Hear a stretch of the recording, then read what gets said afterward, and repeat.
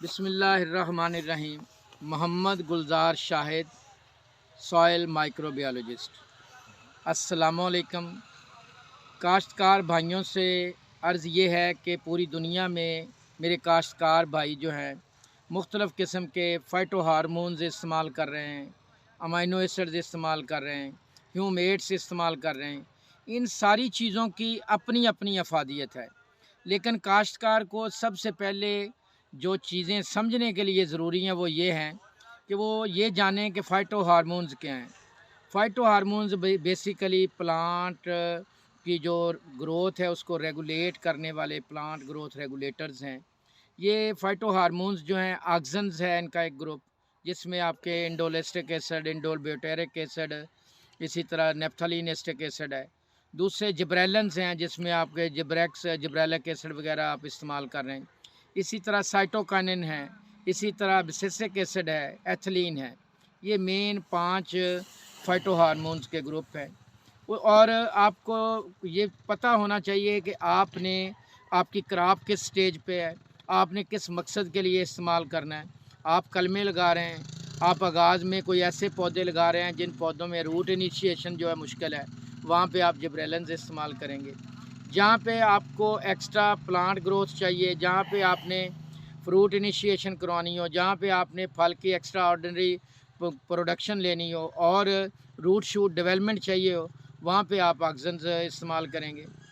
जहाँ पे आपको ग्रोथ चाहिए, वेजिटेटिव ग्रोथ चाहिए, उसके लिए आप साइटोकाइनिन इस्तेमाल करेंगे। जहाँ पे आपने फल को चाहते हैं कि जल्दी पकने का अमल शुरू हो जाए, उसके लिए आप एथिलीन इस्तेमाल करेंगे। इसी तरह अगर हम अमाइनो एसिड्स की बात करें तो अमाइनो एसिड्स जो हैं उनमें आपको पता होना चाहिए कि मुख्तलिफ़ कंपनियाँ, कोई कहती है 60% अमाइनो एसिड है, कोई कहती है 80% अमाइनो एसिड है। और वो बेचने वाले ये भी नहीं जानते कि ये जो अमाइनो एसिड वो बेच रहे हैं, इसमें पौधों के लिए जो अहम एसेंशियल अमाइनो एसिड हैं वो कौन कौन से हैं और कितने परसेंट हैं। 80% बेचने वाले जो मल्टीनेशनल ब्रांड हैं कि जिनमें 80 ग्राम 1 लीटर में अमाइनो एसिड है, वो आपको नहीं बता सकते कि इसमें ग्लाइसिन कितना है। अब ये ग्लाइसिन की अहमियत क्या है? ग्लाइसिन ऐसा अमाइनो एसिड है जो सबसे सिंपल सादा छोटा अमाइनो एसिड है, जो कि 1-2 मिनटों में पौधा एब्जॉर्ब कर लेता है। जब भी आपने कोई दवाई, कोई फंजीसाइड, कोई बैक्टीरियासाइड या कोई फर्टिलाइज़र जो है, जो कोई भी आपने चीज़ पौधे को फौरी तौर पे देनी है और आप चाहते हैं कि वो फौरी तौर पे पौधे के अंदर सरायत पजीर कर जाए, तो चिलेटिंग एजेंट के तौर पे इस्तेमाल करना हो तो ग्लाइसिन जो है वो बेहतरीन अमाइनो एसिड है। इसी तरह अगर आप समझते हैं कि ये फ्लावरिंग प्लांट है, इस पे फ्लावर इनिशिएशन होनी चाहिए, इस पे फल ज़्यादा आने चाहिए, इस पे जो फल इसका अच्छी क्वालिटी का ज़्यादा बनना चाहिए, उसके लिए आपको आर्जिनिन अमाइनो एसिड चाहिए। अगर आप चाहते हैं कि ये फसल जल्दी पक जाए, उसके लिए आपको हिस्टिडीन अमाइनो एसिड चाहिए। अगर आपकी क्रॉप जो है पोलिनेशन स्टेज पे है, उसको आप पोरोलीन अमाइनो एसिड या आप इसी तरह जो है आर्जिनिन अमाइनो एसिड देंगे तो ज़ाहिर सी बात है कि उसकी पोलिनेशन का अमल भी ज़्यादा बेहतर हो जाएगा। इसी तरह अगर आप चाहते हैं कि पौधा जो है आपका उसका सब्ज़पन ज़्यादा, क्लोरोफिल जो उसमें ज़्यादा, फोटोसिंथेटिक इसकी एबिलिटी ज़्यादा हो जाए, पौधा जो है ज़्यादा खुराक तैयार करे और आप मसलन अब हम आलू की फसल में हम चाहते हैं कि इसका फल ज़्यादा से ज़्यादा तैयार हो, ज़्यादा अच्छा बने, तो इसके लिए आपको ग्लूटामिक एसिड चाहिए।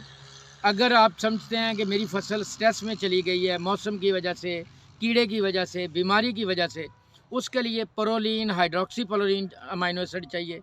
कोई भी अमाइनो एसिड बेचने वाली कंपनी जो है वो अपने प्रोडक्ट पे नहीं लिखती कि आपको जो अमाइनो एसिड वो बेच रहे हैं वो 80 ग्राम अमाइनो एसिड में प्रोलीन कितना है, हिस्टेडीन कितना है, आर्जिनिन कितना है, हाइड्रोक्सीप्रोलीन कितना है, ग्लाइसिन कितना है, लियोसिन कितना है, आइसोल्यूसिन कितना है, वेलाइन कितना है, उसमें ट्रिप्टोफैन कितना है, उसमें मेथियोनिन कितना है, और आया कि वो बायोसिंथेसाइज्ड अमाइनो एसिड हैं।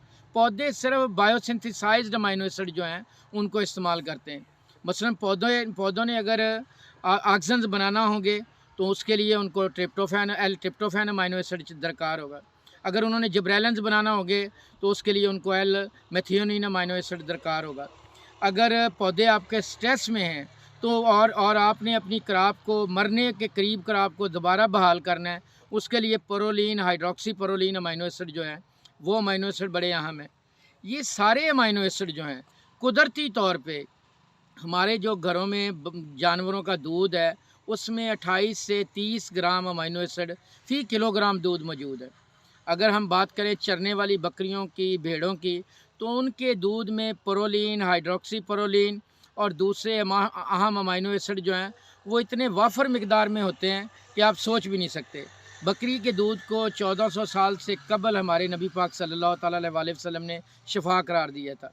आज साइंस ने ये बात साबित कर दी है कि प्रोलीन, हाइड्रोक्सी प्रोलीन जो कि स्ट्रेस मैनेजमेंट के बेहतरीन अमाइनो एसिड हैं, वो चरने वाली बकरी, भेड़ के दूध में दूसरे जानवरों की निस्बत 1.5 गुना ज़्यादा है। आप चाहते हैं कि आपने अपनी क्रॉप को स्ट्रेस से निकालना है, उसको आपने बेहतरीन पैदावार उसकी लेनी है।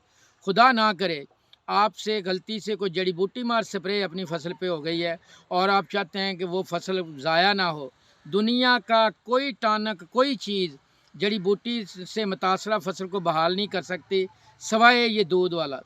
जो बकरी, गाय, भैंस, भेड़ का दूध है, आपने सिर्फ 5 किलो कच्चा दूध लेना है, उसमें 2 किलो काला स्याह पुराना गुड़, जिसमें फर्मेंटेशन जब शुरू हो चुकी होती है वो बताती है कि उसमें जितने जहरीले असरात थे वो ख़त्म हो गए, अब वो दूध बेहतरीन है।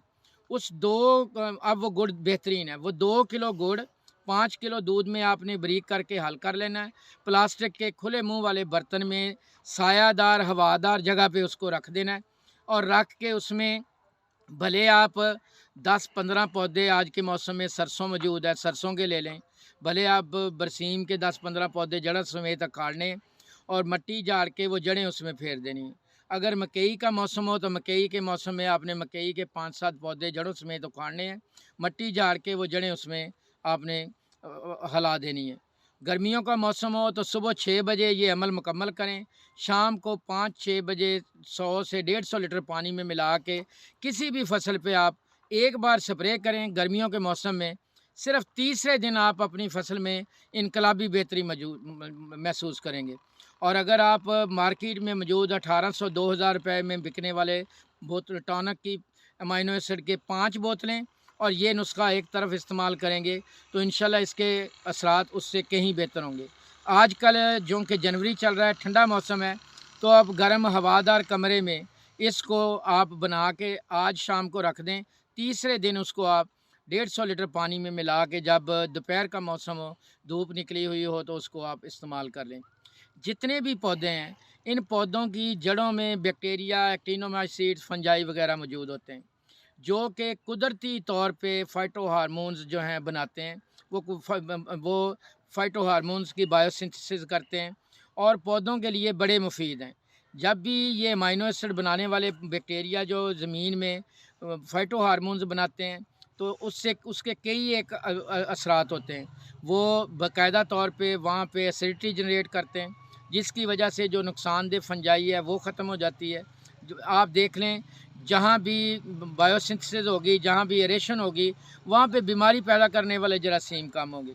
दूसरी बात ये है कि वहाँ पे मौजूद जो फिक्स फार्म में खुराक मौजूद होती है वो पौधों को दस्तयाब हो जाती है। तीसरा सबसे बड़ा इम्पैक्ट ये होता है कि ये फाइटो हार्मोन्स की बदौलत माइक्रो फ्लोरा जो बढ़ता है, उसकी एक्टिविटी की बदौलत रूट डेवलपमेंट बेहतरीन हो जाती है। आपने किसी भी फसल से बेहतरीन पैदावार लेनी है तो आप उसको बेहतरीन रूट सिस्टम बनाने में उसकी मदद कर दें। और ये फाइटो हार्मोन्स इस तरह पौधों को रूट डेवलपमेंट में भी मदद देते हैं और बेहतरीन जो है रूट डेवलपमेंट एक अच्छी फसल की बुनियाद बनता है। किसी जगह पे आप राउंड अप या ग्लाइफोसेट गलती से स्प्रे हो जाए, आप 24 से 48 घंटे के अंदर अंदर ये 5 किलो दूध, 2 किलो गुड़ मिक्स करके उसमें 10-15 पौधों की जड़ें मिक्स करके अगर आप उसको स्प्रे करेंगे तो बफज़ले खुदा ताला गर्मियों के मौसम में 1 दिन, सर्दियों के मौसम में 2 से 3 दिन रखने के बाद वो आपका एक पत्ता भी ज़ाया नहीं होगा। और जब आप इस तरह की मुतासरा फसल पे इसको स्प्रे करेंगे तो फिर आपको पता चल जाएगा कि ये मार्केट में बिकने वाले महंगे टॉनिक जो हैं वो इस कुदरती तौर पे पाए जाने वाले दूध के मुकाबले में बेमानी है। और अल्हम्दुलिल्लाह हिंदुस्तान के कई सूबों में लोग इसको इस्तेमाल कर रहे हैं। पाकिस्तान का शायद ही कोई इलाका, कोई ज़िला, कोई डिवीज़न ऐसा हो जहाँ पे मेरे मशवरे पे लोगों ने इसको इस्तेमाल ना किया हो। आप जहाँ पे आपकी क्रॉप लेट हो गई है, टिलरिंग नहीं कर रही, आप धान को लेट मुंतकिल किया है, गंदम की लेट फसल है, जहाँ पे आप टिलरिंग चाहते हैं, जहाँ पे आप एक्स्ट्रा ऑर्डिनरी ग्रोथ चाहते हैं, जहाँ पे आप एक्स्ट्रा ऑर्डिनरी रूट डेवलपमेंट चाहते हैं, जहाँ पे आप एक्स्ट्रा ऑर्डिनरी क्वालिटी और प्रोड्यूस चाहते हैं, वहाँ पे ये 2 से 3 स्प्रे करें। और इसके असरात जो हैं गर्मियों में सिर्फ 3 दिनों बाद आना शुरू हो जाते हैं और सर्दियों में इसके असरात 10 से 12 दिन बाद आपको ज़ाहिर होना शुरू हो जाएंगे। अल्हम्दुलिल्लाह मोहम्मद आशिक साहब के अपने इलाके ननकाना से मैंने ये पहला तजर्बा करवाया था, जहाँ पे खरबूजे की सैकड़ों एकड़ पे मौजूद फसल मौजूद थी और वहाँ पे उन्होंने जो पहले वीडीसाइड की हुई थी उसके नुकसानदेह असरात से, जिस तरह ये पौधे जो है अखेड़ा की वजह से मरते हैं, तो उस वजह से मर रहे थे, उनको समझ नहीं आ रही थी, वहाँ पे मैंने पहली बार स्प्रे करवाया। इसी तरह गुजरावाला में एक कंपनी के जो टमाटो के पौधे थे वो पौधे मुतासर हो रहे थे, तो वहाँ पे उनसे ग्लेफ जो डवाल गोल्ड ज़्यादा मकदार में हो गई थी, वहाँ तजर्बात करवाए हैं। और अल्हम्दुलिल्लाह कपास पे हर फसल पे तकरीबन पाकिस्तान के तमाम इलाकों में काश्तकार जो मुझे जानते हैं उनको मैं ज़्यादा नहीं तो कम से कम 15 से 20 हज़ार काश्तकारों को तो मैं ये इस्तेमाल करवा चुका हूँ। और आप इंशाअल्लाहुल अज़ीज़ जब इसको इस्तेमाल करेंगे तो आप देखेंगे कि आपकी फसल पे के कितने मुस्बत असरात हैं और इससे आप अपने घर की चीज़ों से कितने बेहतरीन नताइज ले सकते हैं। शुक्रिया जी।